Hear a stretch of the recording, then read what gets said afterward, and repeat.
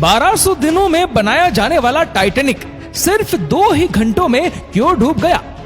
10 अप्रैल 1912 ये वह दिन था जब दुनिया का सबसे बड़ा और महंगा जहाज टाइटैनिक अपने पहले सफर के आगाज के लिए बिल्कुल तैयार था।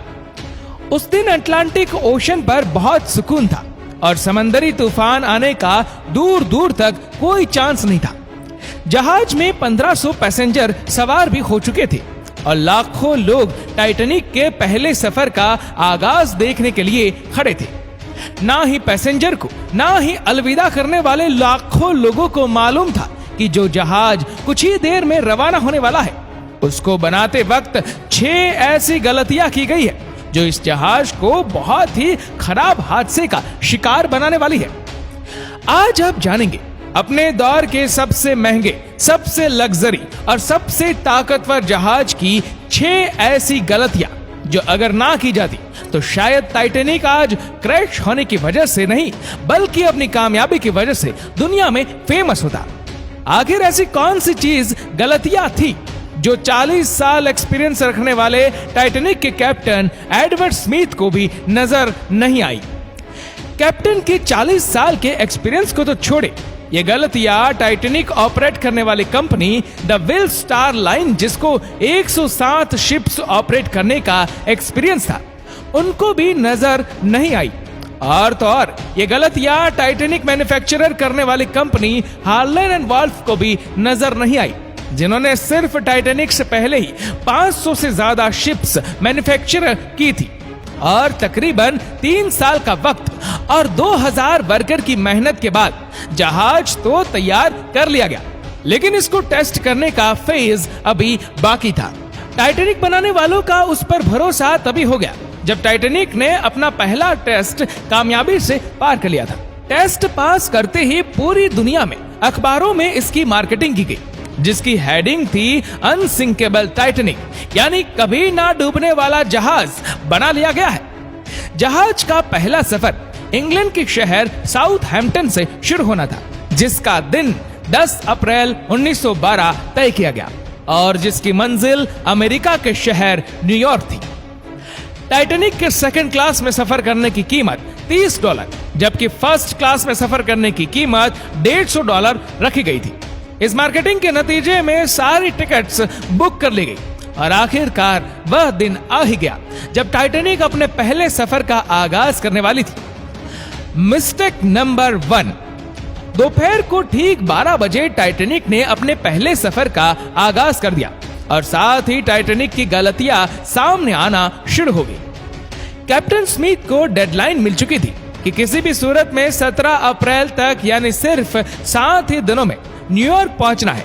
इसी वजह से कैप्टन ने जहाज की रफ्तार शुरू से ही बहुत तेज रखी थी और यही थी टाइटैनिक की सबसे पहली गलती।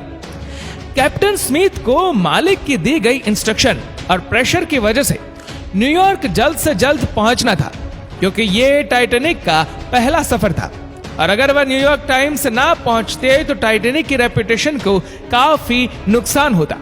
दुनिया की कोई भी गाड़ी हो, मशीन या फिर जहाज, उनके कई ऑपरेटिंग प्रोसीजर्स होते हैं, जिनमें स्पीड लिमिट भी इन प्रोसीजर का एक पार्ट होता है और वह पार्ट टाइटैनिक के सफर के दौरान ही वायलेट किया गया था। थोड़ी ही देर में जहाज साउथहैम्पटन के पोर्ट को इतना पीछे छोड़ गया कि अब दूर दूर तक नीले समंदर के अलावा कुछ नजर नहीं आ रहा था। Mistake number 2। अब टाइटैनिक को चलते हुए 3 दिन गुजर चुके थे। फ्रांस और आयरलैंड में थोड़ी देर के स्टॉप के अलावा टाइटैनिक पिछले 72 घंटों से न्यूयॉर्क की तरफ बढ़ता चला जा रहा था। ये 14 अप्रैल 1912 की शाम थी। समंदर पर हर तरफ खामोशी छाई हुई थी, जिसकी वजह से विजिबिलिटी भी काफी कम हो चुकी थी। उसी रात एक और जहाज जो कि टाइटैनिक से कुछ घंटे ही आगे था, उसके कैप्टन ने टाइटैनिक को समंदर पर तैरती हुई चट्टानें यानी आइसबर्ग के बारे में वार्निंग दी थी।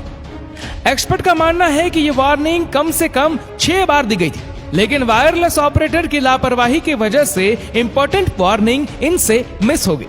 उनके लिए शायद ये नॉर्मल बात थी, लेकिन यही थी टाइटैनिक के हमले की दूसरी गलती, क्योंकि टाइटैनिक पहला ऐसा लग्जरी जहाज था जिसमें कई वीआईपीज भी मौजूद थे अगर इस वार्निंग को सीरियस लिया जाता तो आगे का पूरा सीन ही अलग हो सकता था।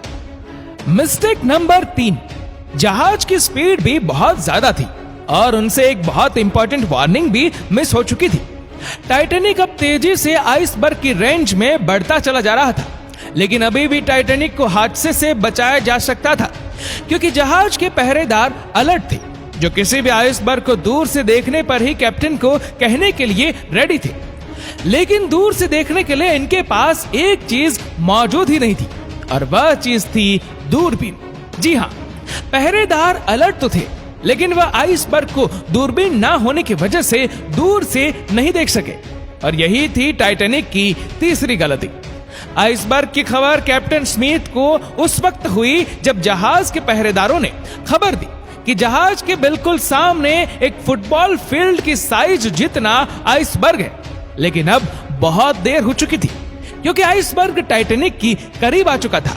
मिस्टेक नंबर 4, क्योंकि अटलांटिक ओशन में अक्सर शिप्स को ऐसे आइसबर्ग का सामना करना पड़ता है जिसको बड़े बड़े जहाज आराम से हैंडल कर लेते हैं। शायद कैप्टन स्मिथ ने भी यही सोचा था। आइसबर्ग की खबर मिलते ही कैप्टन स्मिथ ने जहाज के इंजन बंद करने का हुक्म दिया और साथ ही टाइटैनिक का रुख बदलने का भी ऑर्डर दिया। बेशक कैप्टन स्मिथ ने आइसबर्ग से बचने की बहुत कोशिश की, लेकिन फासला इतना कम रह गया था कि कुछ भी करना फिजूल साबित हुआ। आइसबर्ग अब टाइटैनिक के सेंटर में टकरा चुका था, लेकिन टाइटैनिक के अभी भी बचने की काफी उम्मीद बाकी थी। ये उम्मीद बाकी रह गई थी कि शायद आइसबर्ग जहाज की बॉडी को नुकसान ना पहुंचाए, या फिर आइसबर्ग जहाज से टकराते ही खुद ही टूट जाए। एक्सपर्ट का मानना है कि टाइटैनिक की बॉडी पर जो रिवेट्स लगी थी वह स्टील की नहीं बल्कि कास्ट आयरन की बनी थी। इन रिवेट्स का काम लोहे के बड़े बड़े फीचर्स को आपस में जोड़े रखना होता है, क्योंकि कास्ट आयरन स्टील से नरम होता है। इसी वजह से जिस जगह आइसबर्ग टाइटैनिक की बॉडी से टकराया, वहां के रिवेट्स प्रेशर की वजह से खुल गए, और फिर वही हुआ जिसका डर कैप्टन स्मिथ को था। मिस्टेक नंबर 5, टाइटैनिक की टक्कर एक फुटबॉल फील्ड जितने बड़े आइसबर्ग से हो चुकी थी, और अब जहाज के निचले हिस्से में पानी भरना शुरू हो चुका था। इस खतरनाक हमले ने पूरे जहाज के पैसेंजर्स को अलर्ट कर दिया था, और साथ ही जहाज में मौजूद टाइटैनिक के मालिक जोसेफ ब्रूस को भी। बेशक टाइटैनिक में पानी भरना शुरू हो गया था, लेकिन अभी भी टाइटैनिक के बचने की उम्मीद बाकी थी, क्योंकि टाइटैनिक को ऐसे डिजाइन किया गया था कि अगर इसके तीसरे फ्लोर में पानी भर भी जाए फिर भी ये नहीं रुक सकता। लेकिन बदकिस्मती थी, इस जहाज की 3 फ्लोर को क्रॉस करके पानी अब चौथे फ्लोर तक आ पहुंचा था। अब मामला हाथ से निकल चुका था। टाइटैनिक आहिस्ता आहिस्ता ओशन में डूबता जा रहा था। अब जहाज की फिक्र किए बगैर इसमें मौजूद पैसेंजर की जान बचाने का वक्त आ गया था। कैप्टन स्मिथ ने रेडियो पर इमरजेंसी अलर्ट जारी कर दिया। जब तक कोई मदद के लिए आता, तब तक पैसेंजर्स को बोट्स में शिफ्ट करने का प्लान किया गया। लेकिन इस मौके पर 5वीं गलती ने अपना काम दिखा दिया। जी हाँ, जहाज में टोटल 32 बोट्स की जगह थी, लेकिन लापरवाही की वजह से सिर्फ 20 बोट्स ही रखी गई थी। पैसेंजर थे 1500 और बोट्स थी सिर्फ 20। मिस्टेक नंबर 6, हर तरफ अफरा तफरी मची हुई थी और हर शख्स उन 20 बोट्स में सवार होना चाहता था। 12:45 पर पहली इमरजेंसी बोट्स समुद्र में उतारी गई, लेकिन यहां हुई एक और छठी गलती। अफरा तफरी में बोट्स को पूरा भरे बगैर ही समंदर में उतार दिया गया, जिसमें ज्यादातर फर्स्ट क्लास पैसेंजर्स को बिठाया गया था। यानी जो लोग ज्यादा अमीर थे उनको पहले बिठाया गया था। बोट्स में अगर ज्यादा पैसेंजर्स को बिठाया जाता तो इंसान की जानें कम जाती। अब जहाज तेजी से समंदर में डूबता जा रहा था। 2:18 पर शॉर्ट सर्किट की वजह से टाइटैनिक की सारी रोशनी बुझ गई थी और अगले लम्हे में जहाज टूटकर 2 हिस्सों में तकसीम हो गया। टाइटैनिक को समंदर के अंदर डूबने के लिए 2 घंटे 40 मिनट लगे और इस तरह 1500 लोग अटलांटिक ओशन के ठंडे पानी में डूबकर मर गए। आपको ये जानकर हैरानी होगी कि पानी का टेम्परेचर उस वक्त -2 डिग्री सेंटीग्रेड था। मतलब अगर पैसेंजर्स इस ठंडे पानी में छलांग लगाते तो बचने का कोई चांस नहीं था, क्योंकि इंसान इतने कम टेम्परेचर में 30 मिनट से ज्यादा जिंदा नहीं रह सकता। कहा जाता है कि मरने वालों की तादाद 1500 से भी काफी ज्यादा थी, क्योंकि काफी लोग जहाज पर बगैर टिकट सवार हो गए थे। जिंदा बच जाने वालों में सबसे ज्यादा तादाद बच्चों और अमीर लोगों की थी। दूसरी तरफ कैप्टन स्मिथ थे, जो सारा वक्त लोगों की जान बचाने में लगे रहे, और वह आखिरी इंसान थे जिसने डूबते जहाज से छलांग लगाई थी। दोस्तों, आशा करते हैं कि यह वीडियो आपको पसंद आई होगी। आपको ये वीडियो कैसी लगी नीचे कमेंट करके जरूर बताएगा, और अगर आपको वीडियो अच्छा लगा हो तो इस वीडियो को लाइक करेगा, शेयर करेगा ज्यादा से ज्यादा लोगों तक, और ऐसी ही और भी रोचक जानकारियों के लिए सब्सक्राइब करें हमारे यूट्यूब चैनल को और फेसबुक पर फॉलो करें हमारे पेज को। धन्यवाद।